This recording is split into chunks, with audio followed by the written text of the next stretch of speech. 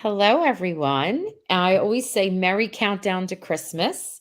Kathy's here with me, and we have our guest, Andrew Gernhard, and he is the producer of the movie Mystic Christmas. We're so excited to talk about it too. We really are. I was looking very much forward to this. Very much. Awesome. I know. Everybody's loading in as we're and they're saying hi to each other. They're sharing in the chat, and they're already telling you how much they like the movie, which is so Oh, cute. great. I'm gonna add it real quick. This is cute while we're waiting for people to get in. Good evening. I love the banter throughout this movie. So much fun. It was. It was great dialogue. It really was. Yeah, well,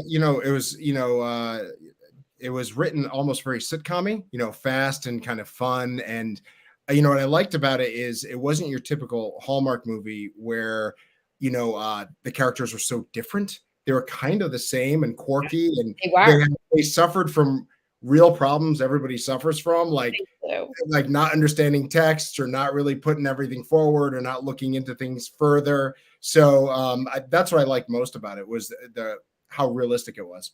And it wasn't typical in some Hallmark movies. You have what Barney Fife used to call an interferer. You'll get either a former boyfriend or a current girlfriend or something that are trying to keep the distant couple apart. And there was none of that. It was just it came out of real relationship stuff. Yeah, I think they interfered with themselves. Mm-hmm. So they were their own ways. Yeah. which is usually how it is in real life. I think it was 100%. really relatable. As soon as I met the character Juniper, what a cool name. I mean, that's different. Like Juniper, I love that. And then she was all la la la la, and how she talked, and she had social anxiety, and I'm like, oh, so many of us are going to be able to relate to her. She is so cute. And then he was a little bit of a hot mess too. And then the two of them together, that was cute. So Andrew, before we actually get started, do you want to tell us a little bit of how you arrived to where you are today, a little bit of your career journey? Yeah, I mean, I'm a producer and an owner of Synthetic Cinema International. We started, a long time ago. Next year is our 20th anniversary of being in business. It's a long, long time. We started out making monster movies for Blockbuster Video. For those of you who remember Blockbuster, I know a lot of kids have no idea what Blockbuster is.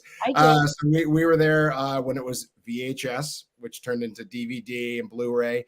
And we got in doing a bunch of monster movies, which moved to thrillers. And then we did a Christmas movie based on Wally Lamb's book, Wishing and Hoping. We did it for Lifetime. And then after that, we started doing, Hallmark and Lifetime and BET and Netflix and all their Christmas movies. It seems like 9 out of 10 of the projects I work on are Christmas.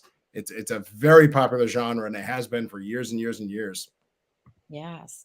And what about Westerns? Can you do a Western, a Christmas Western? Do you have one up your sleeve for that? I haven't done a Western. That's where when you talk to Dustin Reichert, he's your Western guy. I know. He was doing like creatures and Westerns, and I was mostly focusing on monsters and like thrillers. Westerns are not easy, but he's got a lot of energy because you did interview him. You can see his energy. He's big into the Westerns. I know. And I was thinking, oh, that would be different. Not his kind of Western, though. He likes Western. I was just thinking it would be fun, though, to have a out West. I don't know. We did have one, I think, where there was a cowboy, and it was about the Starry Nights, and he met this female on, and she had to bring him back home or whatever it was. But we never really had like a Western on Hallmark Channel. Yeah. So that might be fun, but you already have your own ideas. I'm just pitching that out there. Well, Hallmark might hear it, and there you go. Then you'll have it. It's right. It's true. So I am so excited about that it was in Mystic, and so was the other movie too, right? The one about where, but you did different parts of the village. Why is it a village? Do you know the answer to that? Well, we did the two movies back to back, which we did that so we could use the same crew and utilize some of the same vendors. Right. And there is what I think people don't really see a full perspective of Mystic, because there's the downtown Mystic, which is the bridge and like the sidewalks where they're walking, and has Sif Bakery. And then there's the old Mystic Village, which actually isn't a village at all. It's a shopping center. Okay. Yeah, so All right. that's so in Where Are You Christmas, it didn't take place in Mystic. It took place, I believe, in Minnesota. Yeah. So we used one side of it, even though the buildings are similar, it wasn't the same buildings. And then we used where the Mango's Pizza was. Mango's is a real pizza shop. Yes. That's on the other side of Old Mystic Village. But Old Mystic Village is a very popular place. I went there when I was a kid because I'm from the area, and it's been around for years and years and years. And it seems to only be getting better. I feel like since COVID happened, everything around here blew up because I think people were looking for drivable vacations. So New Jersey, New York, Massachusetts, Rhode Island, Connecticut, they all came to Mystic.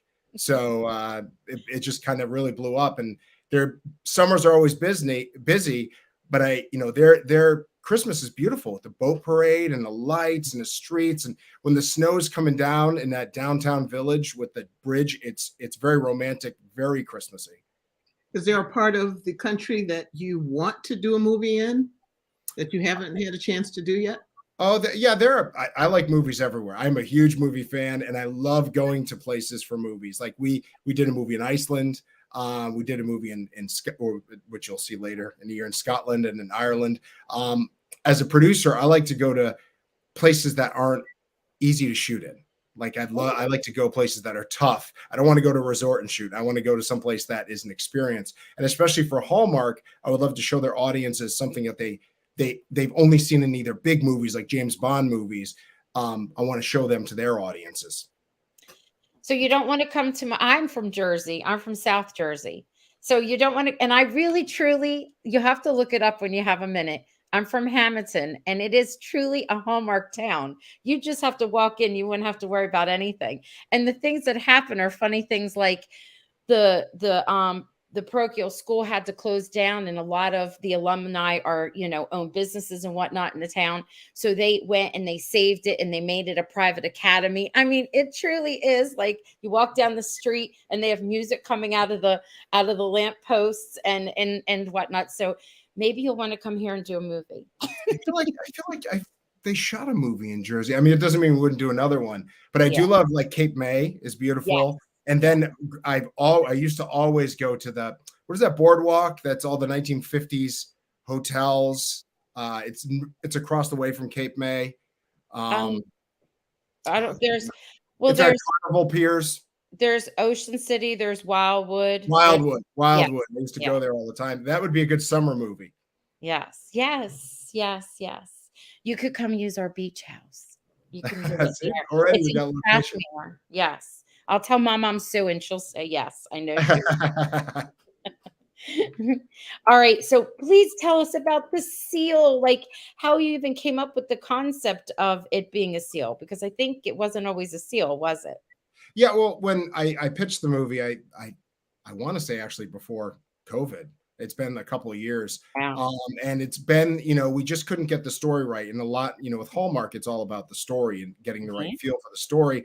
It's not just about the location or the actors. It's what is the story that connects everything. And our first story had a guy who repaired ships, and she owned the pizza shop. The second story was about whales that came in and gave birth on Christmas Eve, a little too high concept. And then we ended up also at a pizza shop. And this one kind of ended, we wanted to use the aquarium. And that's where I wanted to use marine life. And we figured, the aquarium does such good for, rescue and rehab, that it was a good place to start and have that as like an underlying theme.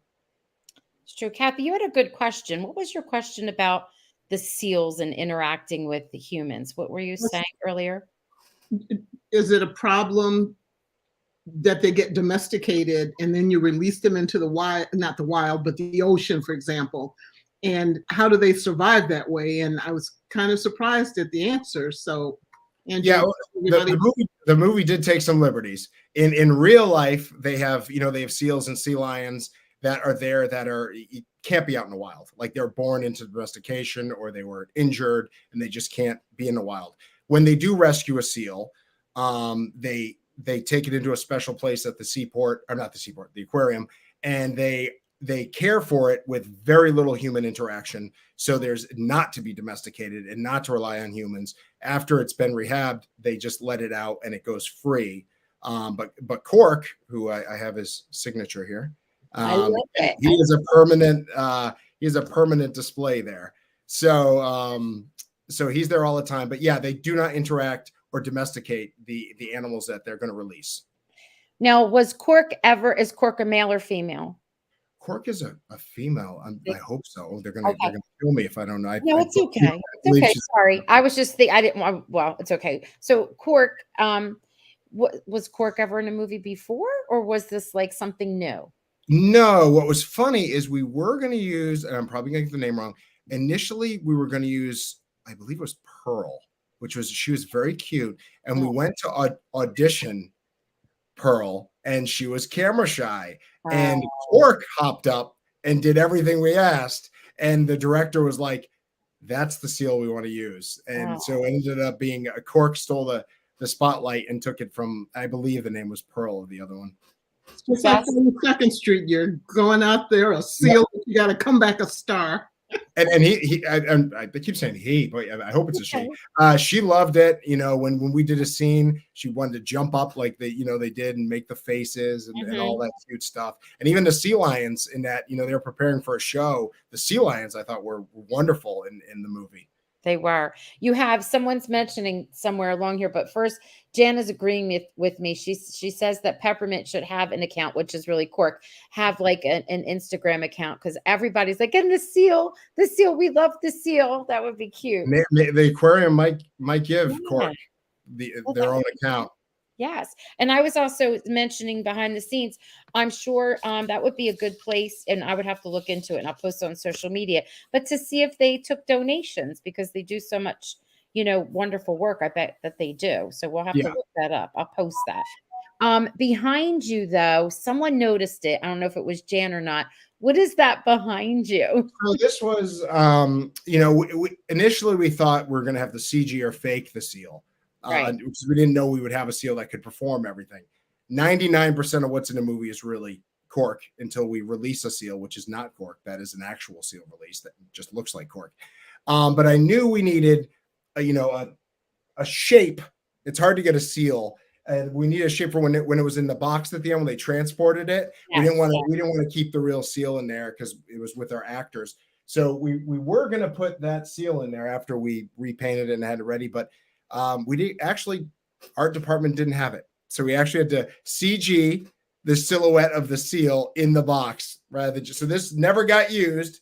And also the aquarium told me that's not a seal. It's a sea lion, but in silhouette, I don't know if you tell the difference in the box. Oh, that's cute. Now, this working with animals didn't stop or make the production. Cause I think I said this before, it's usually about 15 to 17 days. But when you have like animals involved, where there are different time constraints or Hallmark movies are never an easy project. They're 3 weeks of prep, 3 weeks of shooting. And besides the animals, we had children. Yes. And then we had a large cast. Yes. And we were all over the place in this movie. Yes. We were at houses, we were at the aquarium, we were at the seaport, we were downtown. So this movie had a lot of complexities. And we just went with it. And, we did it because we had a great team, great producing team, great director, great full-on production team that just knew the speed and how to get things done. Now, go ahead, Kathy. I was going to ask, was the food real? I know it looks so good. The food where? You mean in the movie, throughout the movie, the pizza and stuff? There's such deliciousness. Yeah, the pizzas look good, but I tell you what, I wanted some of those savory. The scones. Oh my. Yeah. So all of the pizza was made from mangoes, and the pizza there is amazing. It's thin crust and it's really great. The ingredients are fresh, and all the pizzas were by him. All of the pastries were by Sift. Sift is an amazing shop. Adam runs that. He owns it. That place is booked. There's lines around the corner. In fact, I'm going there tomorrow. My daughter has Kinder Music, and my other daughter needs a cookie. So we go down there and we have coffee and cookie and talk about life. But it's Sift is a beautiful place. It's definitely a staple in Mystic. His pastries, they're so good you almost can't eat them. Do they ship? I know he has candy. He makes these great like the truffles or Oh, there his candy ships. The candy is amazing. It is amazing. I get it every year for different family members. Wow. I'll have to look into that. And the pizza. Yeah, the pizza's wonderful. You know, it Mystic has become like basically a foodie capital in this region, and probably the shoreline. that makes sense. I I mean, missed out on so many other restaurants in the movie, so that's why I have to do a sequel to get other restaurants yes, to be in yes. the movie. So That's a here's an interest, what I found to be an interesting element. You had the romance and the relationships of siblings and the kid and mom and so much going on, and yet there was still kind of a story thread about the young woman who really wanted a shot at being manager Yep. and trying to get that shot. I love it, a strong woman and trying to get her shot, but how did that fit in with the Hallmark and the romance and all the rest of it? a Well, I lot. think that would probably be more of a screenwriter question, but what was nice about it was just more than just them. It was all these other people, the interns, the woman at the pizza shop, everybody, it's everybody that's around them. They have their own stories, but it also adds to their story because Chandler letting her take over and manager is not only big for her, big for him. Right. She's taking a big step up. He's taking a step back. So it's all about just developing a character, not through just the other character, not through just Jesse. It's you can see them through other people's eyes and other interactions. And I thought Patty was so great as the connection between the two. I've worked with this is my third time with Patty. We did her first movie, Holiday for Heroes, and then Love in Iceland, and this one. And she's from New York, so she's right down the road. Basically. Yeah. That's I like nice. the way the secondary characters on the Hallmark movies, they put in their service as secondary characters, and sooner or later, for the most part, they move on and they become the leads in some of these movies. That's pretty cool. Yeah, I like how it was realistic. All the relationships, they all had like chemistry, the actors, which was nice. Whenever they were on screen together, sometimes it's like that they're just there to be sort of like a filler, but that wasn't the case in this story. Everything was woven, which is like kudos to the writer. I mean, that's good job. And I think on social media, people were actually, when they were doing their reviews, were praising the writer. I wanted to put this up here. I'm not quite sure. I didn't read the whole thing. Then I want to read to you something that a Mystic resident wrote on social media. So Gloria's saying, I missed the first 10 minutes. I saw that Synthetic liked some of my Twitter posts on Saturday. How is Synthetic related to the movie? I'm sure you've already said sorry about missing it earlier. How are you related? Well, we're a production company. Synthetic Cinema International is my company. It's going on 20 years. We subcontract for different studios and networks, and Hallmark is one of our biggest clients. We do a lot of projects for them. So we're a Connecticut production company, but we work anywhere. We worked in Tennessee and Iceland and New York and all over the place. But we're based in Connecticut, which is why I push a lot of Connecticut, because Connecticut is just gorgeous for Hallmark movies. Mm-hmm. We've done so many of them here, and it's just so great because New England and Connecticut, I think, just blow up Christmas. They look like the traditional Christmas, and that's what everybody likes about these movies. And even what blew my mind about Mystic Christmas is I live 10 minutes from Mystic, so I've spent many years in Mystic at Christmas, and it really is how it looks in the movie is how it looks now. I know we shot it during a little bit of spring into summer, but we never get big amounts of snow anymore in Connecticut. So a little bit of snow, everything was kind of fall looking and dried out. And it blew my mind looking at what we did for snow, that it looks exactly like it looks when you're here during the winter. Nice. It looked were those all extras, or did any of the townspeople kind of? Those are all extras. They were all extras. Yeah. So yeah, they came out and they did all spot. And we have a nice group of extras here that always help out. And they're always excited for the movies, and we love working with them. Chris is asking, when was the movie filmed and how real was the snow throughout the movie? You sort of answered it. Yeah, well, it's the snow. We used to do a lot of big fake snow, laying Yes. down the stuff and Yes. spraying everything. That's a pain in the butt, for Yes. cleanup. So what we do now is we just do edgings of like this little, Yeah, that's real true. snow, and then when it goes out to wides or even in some medium shots, we actually digitally put in a snow because Oh, we get it on the roof, we get it on little, little elements here, and even me, who's involved with it, I'm sometimes blown away when if you see it back to back. We're actually going to do a VFX reel pretty soon, showing like you'll see a shot of Jesse walking, and it's summertime, and then when you see the final edit, it's winter. And then it kind of always blows my mind and saves us on cleanup.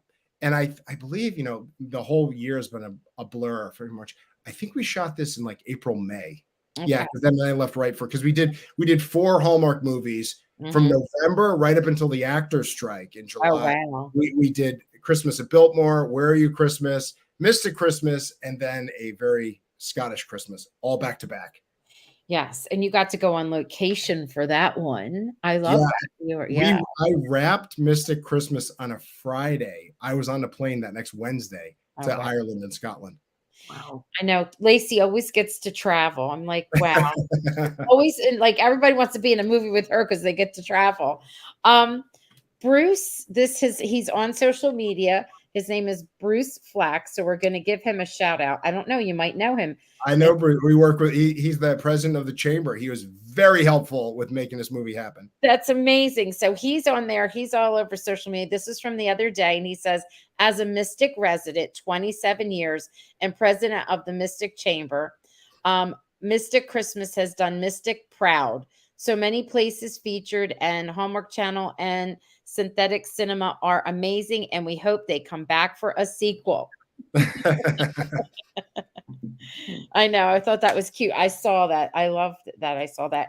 And then the movie reviewer, she said so many cute things. And one of the things that one of the movie, it's called Hallmark movie reviewer, said that I thought was funny was, and I know that you had the concept for the story. You weren't necessarily writing it. There's a funny line where the brother and sister are talking to each other and they're talking about bad dates. And the woman kind of cuts up on her husband and her wedding because they wound up with a divorce, which that line was one of my favorites. Yeah, when they lean over and they look at the daughter in the next room. Yeah, I thought it was pretty funny. Yeah, I mean, Nicole did a great job, as the screenwriter, and I thought her dialogue was brilliant, and the delivery. I mean, Chandler and Jesse, the way they work together, and even Patty, the entire crew, even the little girl. I thought she was amazing. She's so cute, and her speech. I feel her when she's up on the stage and she's so proud. I feel her pain. I know. Also the music. So I love music and I always pay attention to it. And of course, it's there to add to the emotion of whatever's happening. I was like, oh, this was perfect. This was perfect. The music was like one of my favorite things. It stood out like right in the first 20 minutes of the movie. And that doesn't always happen. I could tell, especially when they make someone dance, that you were dancing without music or a totally different song until you got the rights. And then if you get all the music, all the instrumental background, whatever it was really good. It was Tommy Fields, he does a lot of Hallmark movies. We work with him a lot. He's the composer. He really gets the movies, and he works with the Hallmark executives. He works with us, and he really kind of nails the character themes, the themes of the movie. And then, Hallmark is really putting a lot into their, their licensed music. Today they have a commercial with Cher, and they're really focusing on, there's a woman there called Allison who's in charge of their licensing at Hallmark. And she's really working with, established artists, up and coming artists, artists that are just hitting it big, or, older artists, and she's getting them in the movies. And I really feel that using good composers, using really good licensed music that's popular or fits the movie, elevates the movie. It makes it feel bigger than what it necessarily is. It does.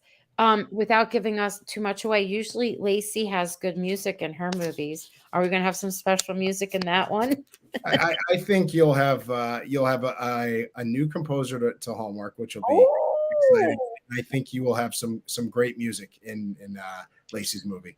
I know, because there's such potential. I love that. I love that whole culture and where it's going to be taking place, because that's my roots. I have, Scottish blood and Irish blood in me, so I'm excited. The Yeah, other half is Italian. yeah, it was a great experience for sure. And I think Lacey's one of the nicest human beings I've ever met on the She planet. is. She is a doll.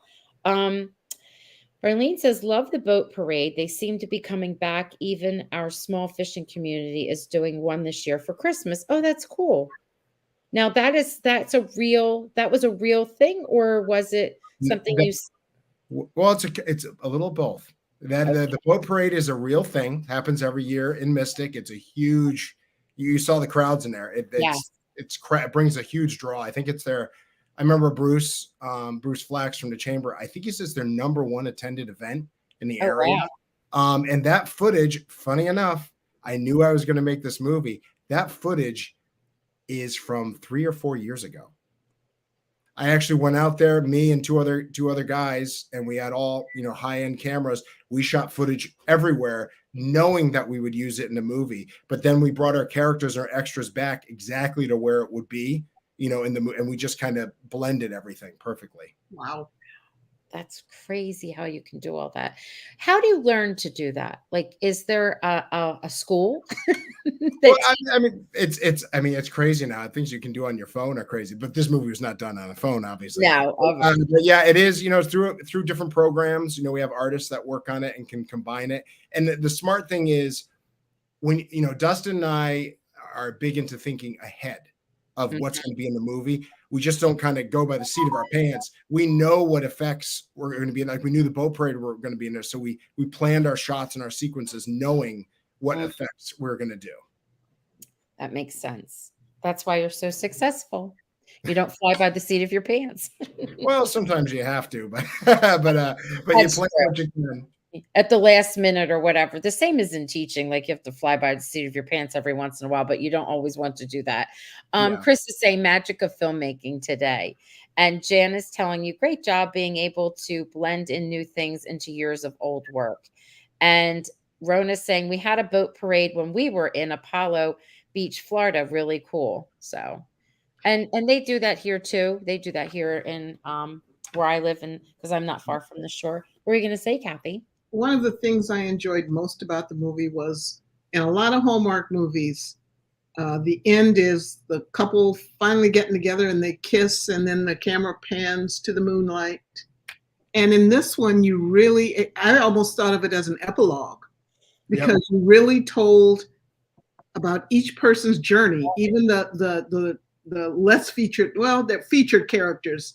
Minor. The minor characters.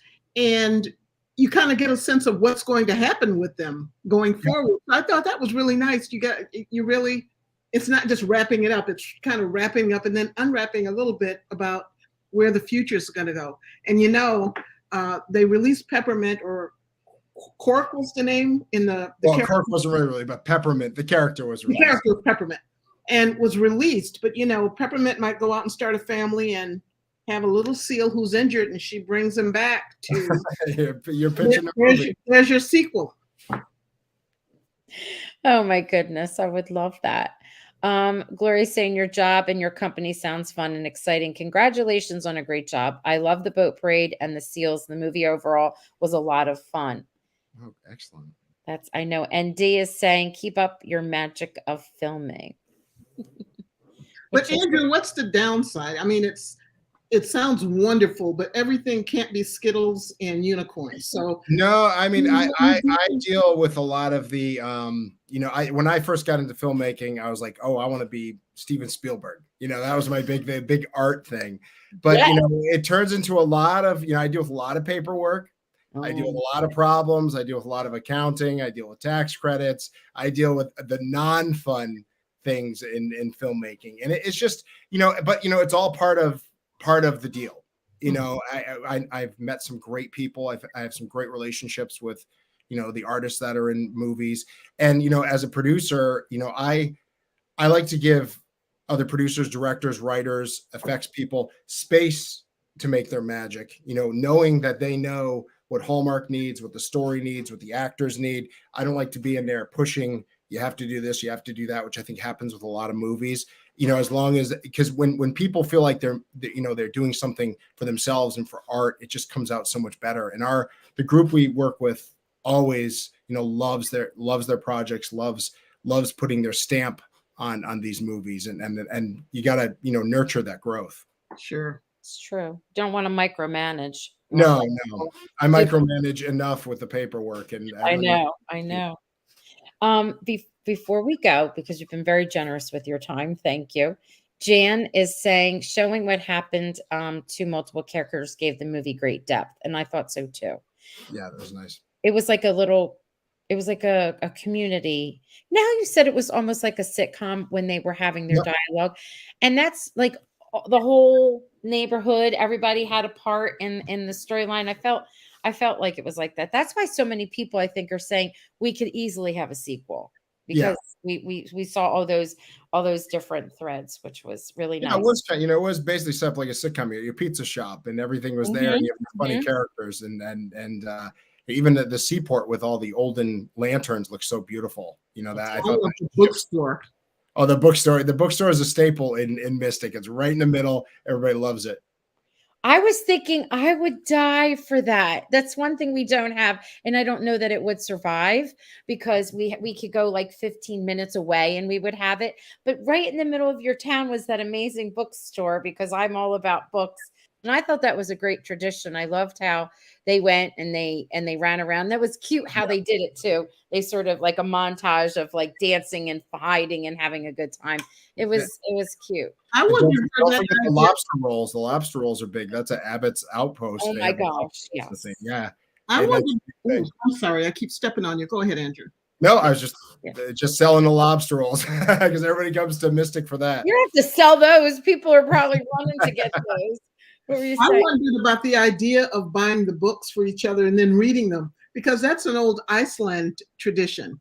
Yeah, they give books to each other for Christmas Eve, and then they spend the rest of the night reading them. Yeah, we did a movie called Love on Iceland for Hallmark, and it was one of my favorite filming experiences, and I love the people there. I love the whole country, and I like to interweave that, and even with the Northern Lights. I love the Northern Light scenes, where she walks in and they're all there. Yes. I think it's a beautiful scene where she looks up and, she see the lights, and she thought it was like it made up for everything, the caring that the people had for her. I know that was good. That was a good moment. I love that. Chris is saying, with filming the 4 movies in a row last spring, did you take your family with you? Oh, well, in Connecticut, they're already here. They're asleep right now. I have a 5-year-old. My partner's name is Christy. I have a 5-year-old called Violet, and I have a almost 2-year-old called Winter, who was born during the winter. Violet and Winter. They went with us to Biltmore, and they were here for the Connecticut ones. And a 5-year-old and 2-year-old went to Scotland and Ireland. That was a task. Oh, wow. We have a Violet in our family, but we call her V. Yeah, she may develop into a V, but we're not quite there. She's just now starting to be a little human and talk back. So we're starting to deal with that. That's cute. I love and she's the one that does who'd you go have the cookie with? The younger one who needs a cookie? So Violet is very mature. Okay. She doesn't want to go to kinder music anymore with her sister. So Violet and I go have coffee and a cookie at downtown Mystic. Why she's like and Violet will be in. She has a little appearance in a movie later on this year. It's a blink and you miss appearance, but she's in a couple shots with one of the main stars. Oh, I love it. I love that. Can you tease? And what's the next one coming up? Is it a Biltmore Christmas that comes? No, the next one's going to be Scottish Christmas, a Merry Scottish Christmas. That's on. I believe it's is it the 18th? I think it's the 18th, and then. I know Biltmore is the Sunday after Thanksgiving. That's right. Yeah. So what can you tease? Like, what do you think we're going to love without giving anything away about, besides it being in Scotland and it's Scott and Lacey? Besides that, what's something? And Andrew has confirmed that they play siblings, so there's no ick factor. Yeah, they are siblings. We're not going there. Yeah, I think if you liked, Mystic has a lot of complex characters around it. I think you're going to see a lot of characters around this one too. It's definitely a Hallmark movie, but has some new nuances to it. Oh, Beautiful locations. The acting is great. Scott and Lacey are wonderful. The supporting yes. cast is great. It really is just what I like about it is it takes you to Scotland and you feel like you're there.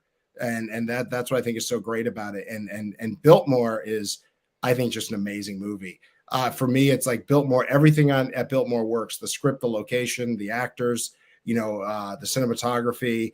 We have, I think, 2 great movies coming up. Nothing wrong with Where Are You Christmas or Mystic Christmas, but we have some epic ones coming up. I love it. That's Looking forward to 'em. Arlene's saying great job. Deb said a couple of things. Deb was saying that there must be she went to Mystic, Deb Johnston, and she said that there was an ice cream shop of some sort by the bridge, and then she said that she went to the restaurant on the shore and had the hot lobster rolls. Ooh. Yeah, so the restaurant on the shore is called Abbott's in the Rough. And the restaurant that we use in the movie is called Abbott's Outpost. So Abbott's Lobster in the Rough is on the shore, but they wanted a downtown presence. So they opened up a little shop there. And that's where we shot that portion of them trying the Maine lobster roll versus the Connecticut lobster roll. And yeah, that ice cream place has been by that bridge for, oh geez, probably 40, 50 years. I don't want to quote it, but it's been there for a long time. And it is a long-standing shop there. Cool. Arlene's asking, because this is something Hallmark's been doing lately.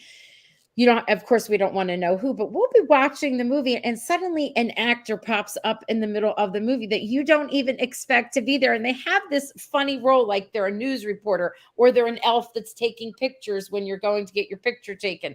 Do you have any guest appearances in the next 2 movies? Oh, I don't know if I can say that, but Hallmark might kill me. Okay, well, just a surprise.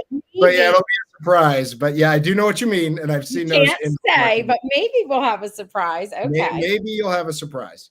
All right, we don't want Hallmark to kill you. It's very tightly held. I get it, because then it ruins everything. Jan is saying, I think that Hallmark is learning to allow the movie makers to put their own stamps on the movies, which is a really good thing for diversity's sake. That's true. It is. Yep. It's like when you make something really good and you're eating it, you say you put your foot in it. Did you ever hear of that when people say that? I feel like, yeah. I feel like that's what it is.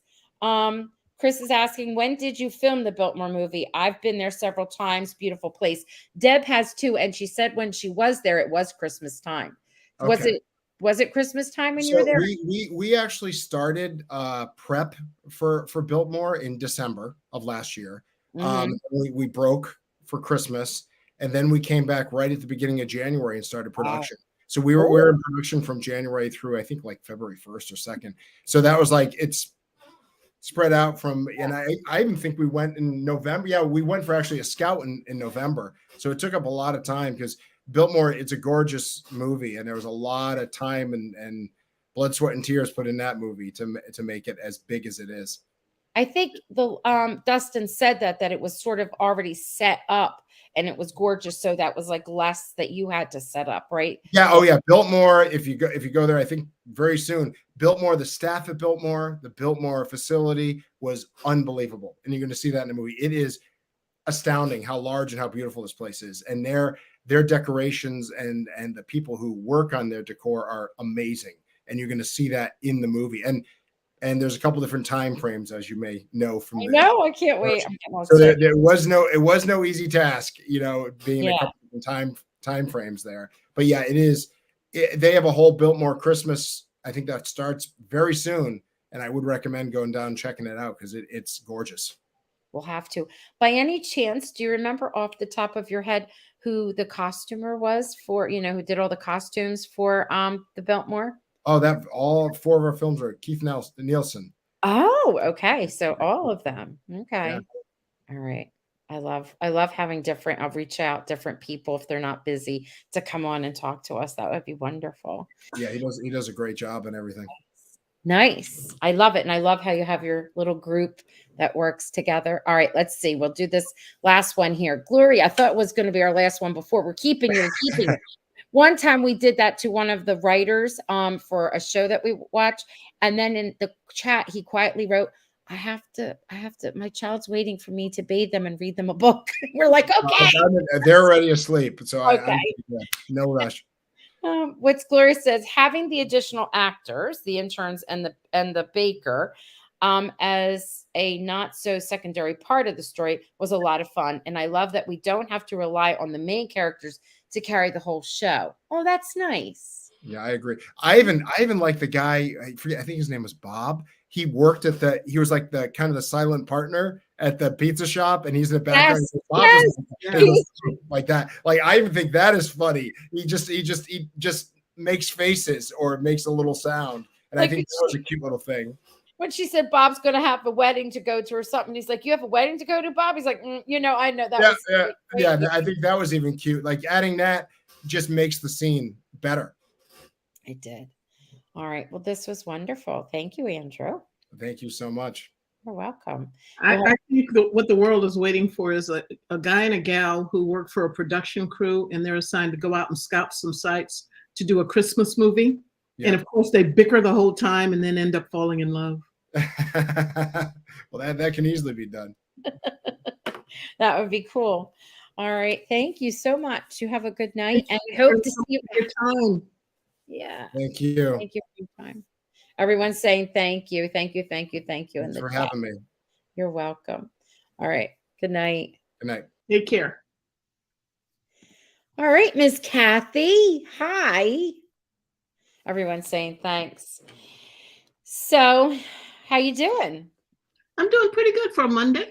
All right.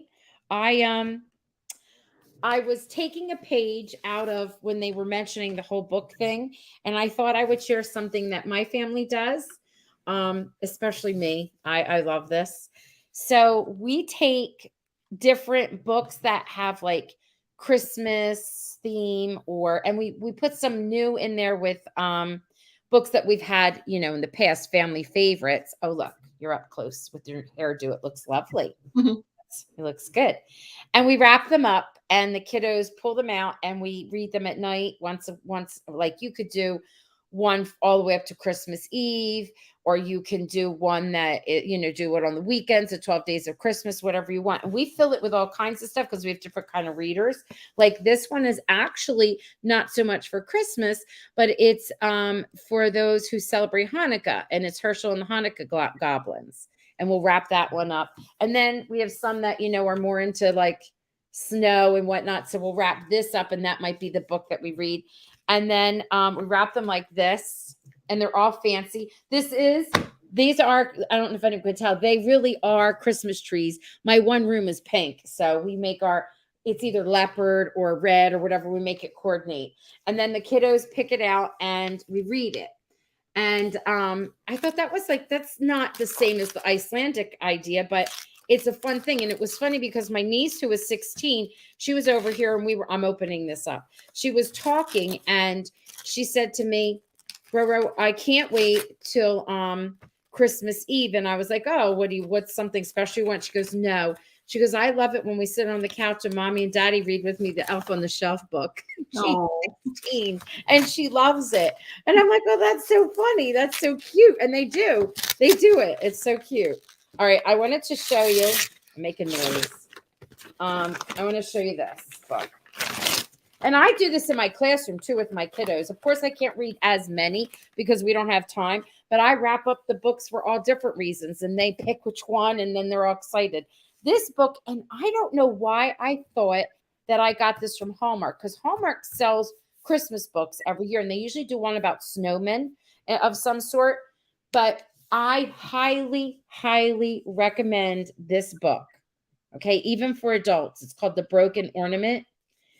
It is, first of all, let me show you this. And I'm not sponsoring this in any way. The artwork is gorgeous. Okay, it is simply gorgeous. And the storyline is about this ornament that was so precious. And the little boy is so excited to help, hang it, and he breaks it. And there's a story by why it was so precious.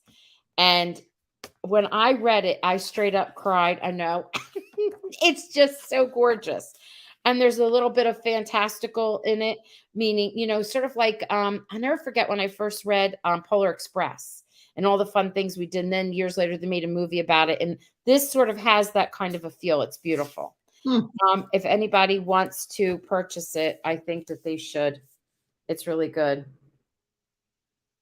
What is it that you wish for? I want the best Christmas ever. It's good. It's a good story. All right. That was very interesting. So much is involved in making a movie that we are not aware of. Nice to learn about it, especially from someone who was so willing to share. He was amazing. Yeah. And Jen wants to know, hey, Ro, would it be appropriate for my 8-year-old great-grandson? Yes, it would be. It would. My 5th graders love it. So it'd be appropriate for picture books are not just for little guys and girls either. Like even older kids like them. Yes. All right. So I'm all in the Christmas spirit. Kathy, I'm still thinking about when I shared and I said, send a letter, send a note to your neighbor. Oh. Yeah. And you sent a note. Oh gosh. All right. Did anybody get an advent calendar like this with the kindness challenge? I'm bringing it in for my kiddos at school to do. All right. We got a new comment. What do we have? This comment is, my grandma always gave us a book and PJs every Christmas Eve. Yes. So I don't know. It's just another thing that you can add in your traditions, which makes Christmas special. All right, folks. Yeah. What now? Next week, we decided that we were going to chat and review about which one was it? Flipping for Christmas. I think that was it. Yeah, and that one is with who stars in that? Rosner, right? Marcus Rosner. And and I love the female lead. She actually is lovely. I had her on before. She was in a snow movie. Ashley Newbro. Yes, she's lovely. Okay, cool. All right. Well, are we going to say goodnight? Well, yeah. People don't want to hanging out all night with them. Yeah. I know. Wow, we've been almost 50 minutes. That's amazing. Thank you for tuning in. We're trying to spread the cheer because we really need it. We do. We really need it. Oh. All right. Good night, everyone. Good night. See you next time. See ya.